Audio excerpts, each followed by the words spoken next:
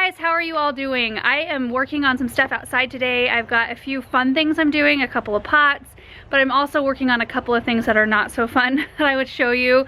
I have to clean out our pond today and it's super gross. A little embarrassed to show you, but I will show you anyway. But before I get into any of the projects, I wanted to give you just kind of a mini tour because I don't think we're gonna be able to tour, like do a full garden tour for a couple of weeks yet. And a bunch of the tulips are in bloom that weren't in bloom for the April garden tour, and I really want you to see. So I'm gonna turn the camera around right here. You remember the La Belle Epoque tulips I planted in this area? So there are 100 of them. You see them all? Look at all their little buds. But some of them are open. Now you can tell that this side gets a little bit more sun than that side over there. Look at these.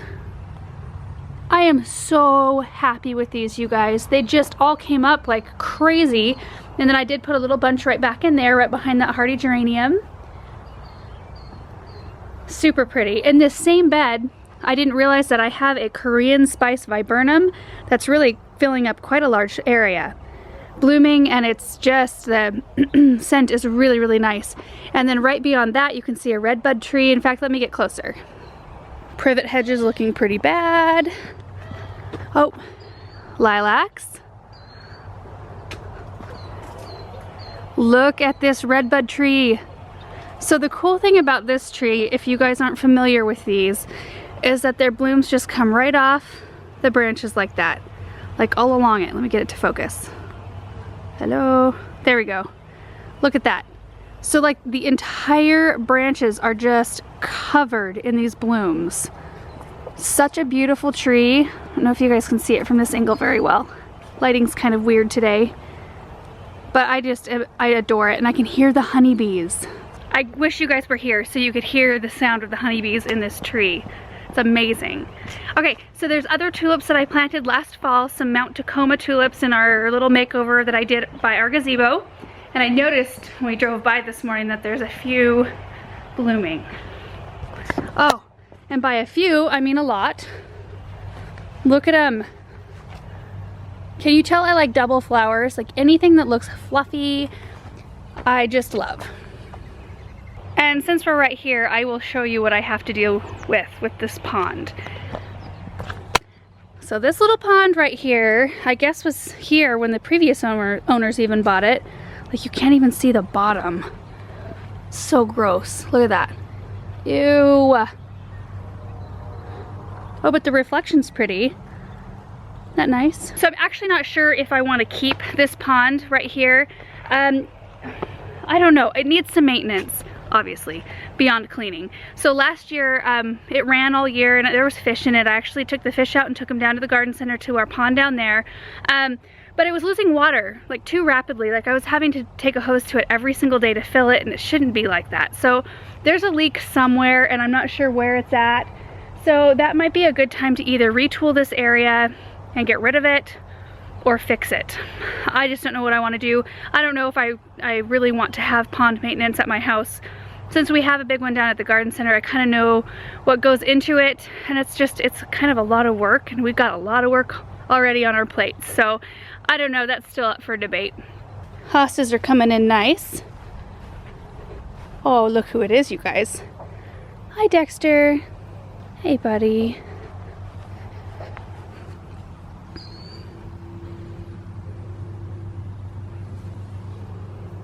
Pansiolas.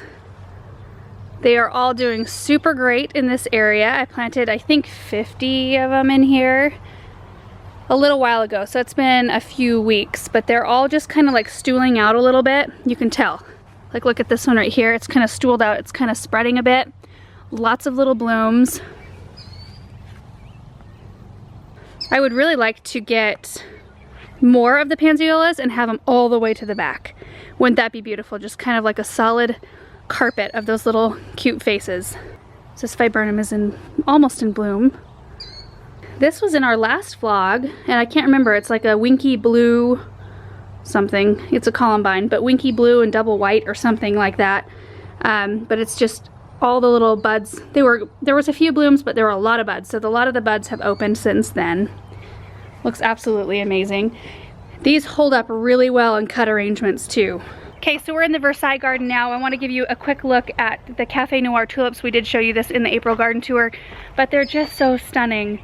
And I'm so happy with how they're doing these bulbs. There is a difference in the quality of bulbs you buy. So check this out. This is off of one bulb right here. There are 4 flowers off one bulb. So when you buy the higher quality, these are the ones we carry at the garden center where I work. They're a little bit more expensive, but they are absolutely worth it. But they're just looking amazing. Also, there's a little bit more growth on the Russian sage since the last time we showed you. They're all coming back, all 7 of them. So these ones will grow and fill in right behind these tulips. And then these boxwoods will be like a nice little hedge in front. A lot of you guys asked what I'm gonna do after the tulips kind of fade out, and I thought that this would be a great spot to put, just like to tuck a few little annuals in for now, because honestly I'm not sure what I want to do, and in the end this Russian sage and the boxwood hedge will be it, other than the tulips that can kind of poke through in the spring. But that Russian sage will get quite a bit bigger and the boxwood hedge will take up some space, so I kind of spaced them out to where I think they have the proper amount of room to grow, and the tulips can just poke through in the spring, and then when they're done, this can just be it. But for this year, I think a few little colorful annuals will be nice. Take a load of that crab apple.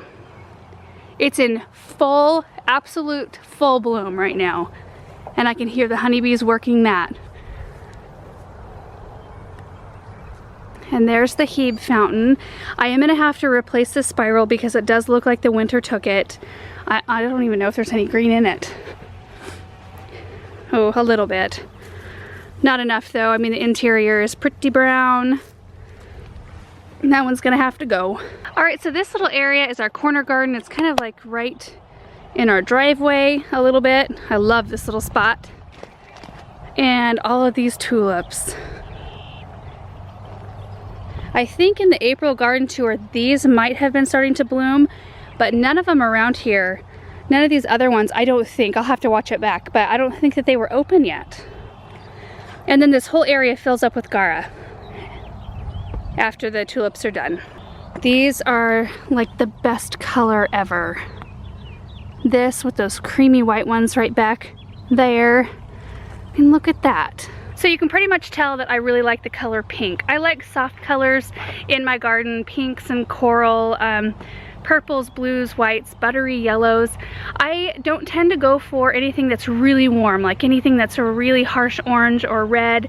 I know I said that in a previous video that I don't care for red in my garden, and it's not red itself that I don't like. I do like red flowers. In fact, I just posted a picture of an arrangement I did with red tulips because I was just, you know, they came up in my garden from the previous owners, and I thought, well, may as well use them in the house. So it's not the color red or those flowers that I don't like.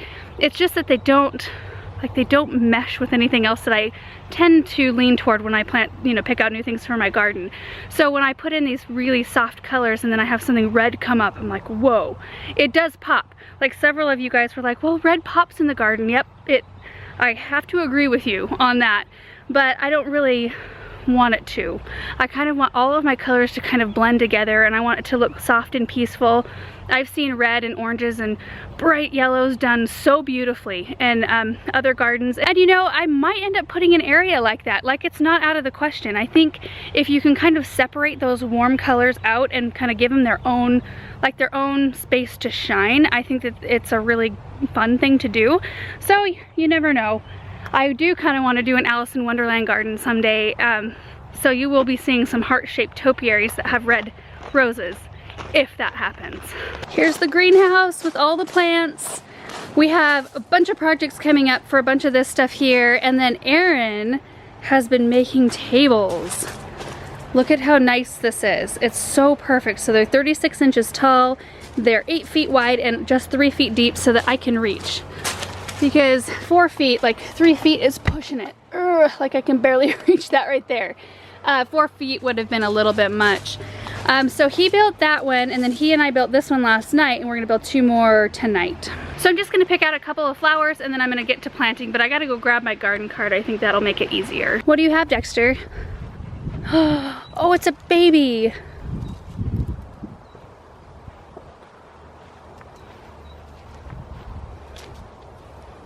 Well, that's enough of that. Barbaric. So I think I'm gonna do some Lemon Symphony osteospermums surrounded by some Super Tunia honey and then some Super Bells pink. What do you guys think of that mix? Well, it might look better if the hose isn't in the way. No, the hose is still in the way, awesome. Okay, so I think I kind of like it because the Super Tunia honey, you could take it either way. You could take it either reds or you can take it more cool with the pinks, and I just think that that will be a really bright, oh, you guys, I don't know that I like this pink with this mustardy yellow. Let me try something different. That's Super Bells pomegranate punch. Definitely a little bit more on the warm side, but I don't know that I can do that. I have to look at this every day. These are sure pretty. All right, so I think I've got it figured out. So I'm gonna do, like I said, these osteos right here, the Lemon Symphony, the Super Tunia honey, and then these are Super Bells Blue Moon Punch. I think that's a really pretty mix together. So the Blue Moon Punch is actually not available until next year. So as you guys know, we work a lot with Proven Winners. We do a lot of projects with them. They're a fantastic company to work with. I love all the people. But they send out a bunch of stuff, like the next year's plants, to myself and a bunch of other people so that we can all kind of trial them. So then when the time comes for them to come out, we can either recommend them or not. So this is kind of a trial year for me. I think that they're absolutely amazing right now. They're beautiful, full of flowers. So I'm gonna head up to the pots and we'll get them planted. I actually thought I was gonna lose one of these topiary forms. So this one right here, I turned it around because it had some really bad winter damage on it. I don't know if you guys can see it, but there is some new growth coming. Oh, hi buddy, what are you doing? You done tormenting the mouse? Saw you. So I sheared this backside up a little bit and made it kind of malformed just a tad. But I think that it's totally salvageable. I think it looks good now, which really thrills me. I love it when things work out. So these topiaries have been in these containers. This will be either their third or their fourth year. They've been super tough. They're some type of spruce, like an Alberta spruce topiary. So I'm just gonna underplant them. These are a little bit tough to underplant. Last year it was even, I mean, every year it gets more and more tough because these evergreens put out more roots. So eventually I'm gonna have to put these out in the landscape somewhere. And maybe that was a sign after this winter with them struggling. Maybe one more season and this fall I'll put them out in the landscape.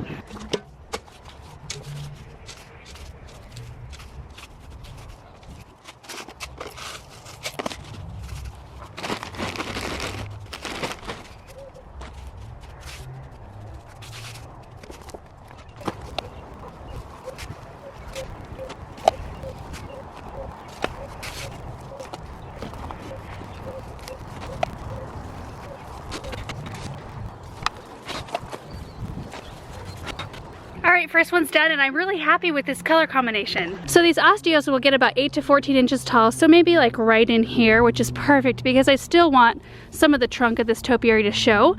And then the Super Tunia honeys, I put one on each side, will trail over, as well as the Super Bells right here. So I've got 3 osteos and then 4 trailers around the outside. And you may have noticed that I did scrape some of the loose soil, like the loose topsoil from last year, off. And I'm just gonna throw this away because I don't want to carry over. If there's any insect eggs or anything in that, I don't want to be dealing with that. And then I added some slow release plant food into the soil around the root ball of the evergreen.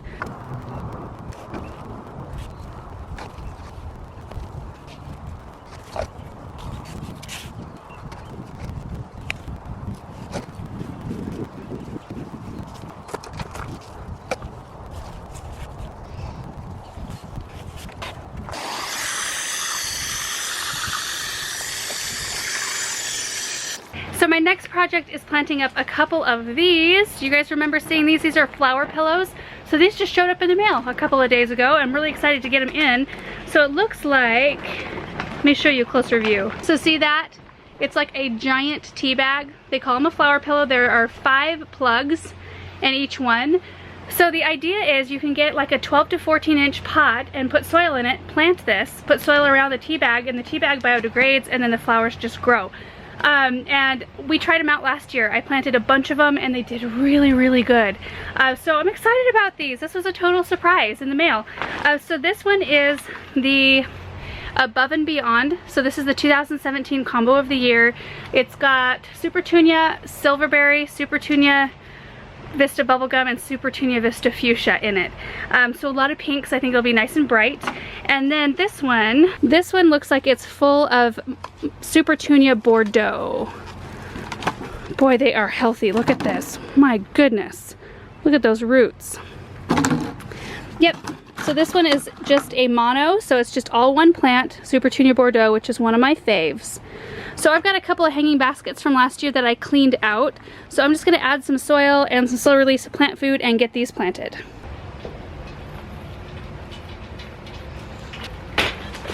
It's like the easiest way to plant flowers ever.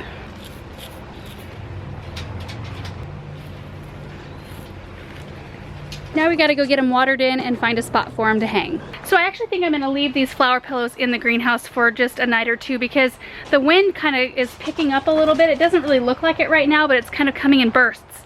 We get like big gusts of wind and then it kind of dies down for a little bit. So I kind of wanna like let them root in just a little bit and settle into their new homes in those baskets, and then I'll find a spot for them outside. All right, so I've got my fun projects done for the day. Now I have to go clean out that dang pond. This is not going to be fun. But I think I've got some hydrangeas that are gonna really appreciate that water. It's like all algae. It's like a good fish emulsion algae fertilizer. Looking good. So I just had to go inside to switch the loads of laundry and change my shoes because I was wearing my new floral Vans that are super cute. Didn't want to get them all gross while cleaning out the pond. And I realized that I forgot about feeding my bees. So I made them some syrup. So we're gonna run out there and fill up their feeding thing. Yeah, and then I'll give you kind of an update on how they're doing.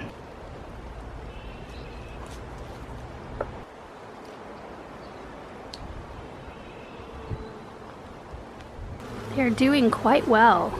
Very active right now, which is good. That's what we like to see. Let's see if I can carefully open the top and show you guys. Bee, you are right where I need to put my hand.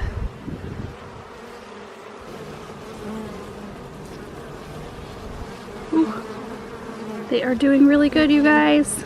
Okay, I don't want to upset the balance here.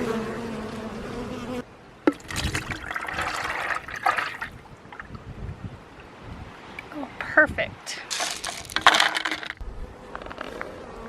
They've already found their food. The bees seem happy, which makes me happy. Cleaning out the pond, however, does not make me happy. So I'm gonna just take this bucket, start scooping out water.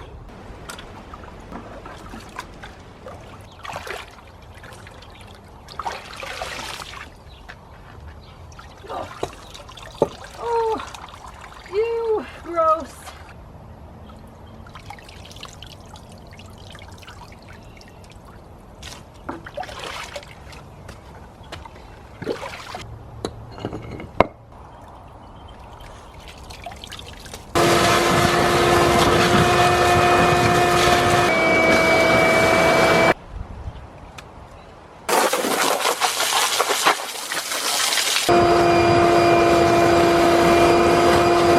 The pond is as clean as it's gonna get at the moment. I think I did a pretty good job. You can see most of the liner, and it's actually okay to leave some of that pond scum on the side because it has beneficial bacteria in it, so you don't want to get it too clean. That's actually helpful in keeping the pond clear later. So what I'll do is fill it up with clean water and then start the pump, and hopefully everything works on the waterfall, which is right here. It looks like there's a tube right there where water comes out and comes down and spills into the pond. So I'll start that up, and then I'll start in with a regimen. Then I'll start up using AlgaFix just to keep the algae down. There was one lily. I found a lily in there, and there is some growth right there. So I'm excited about that. And then I've got to clean out that filter. Gross. So in this video, it probably looked like it took me about 10 seconds to clean out that pond, but it took me a couple hours. The magic of editing.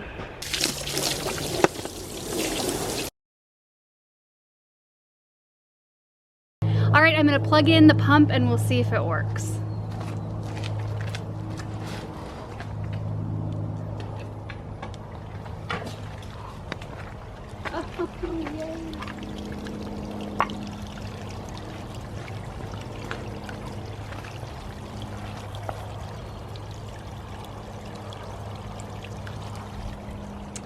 This is exciting. I'm so excited that everything still works. I mean, I did plug in the pump before I went to the trouble of filling it with water just in case I needed to take anything further. But you just never know, like if anything happened in the tubing, any of that business. So you can see the bottom of the pond now. You can see the water lily. Should be happy. There's the pump right there. And soon I will probably get some floating pond plants and maybe one more lily to go on this side to kind of cover the surface a bit. You guys have no idea how much I was dreading this project, so I'm so glad it's done. So now I just need to clean up all of my junk that's kind of hanging out around me, and then I'm gonna move on to some other fun stuff. I need to water all of my plants around the greenhouse and cook dinner, and I think that that kind of wraps up my Sunday. So anyway, thank you guys so much for hanging out. I think that's all I'm gonna show today, just because the rest of it is just kind of like watering just takes me an hour and I'm just standing there, so it's not super enthralling to watch. So, but I really appreciate you guys watching this video. Hope you enjoyed it. I hope you enjoyed seeing like a little mini garden tour, kind of seeing some of the things that were going on, and I really appreciate each and every one of you guys. We'll see you in the next video. Bye.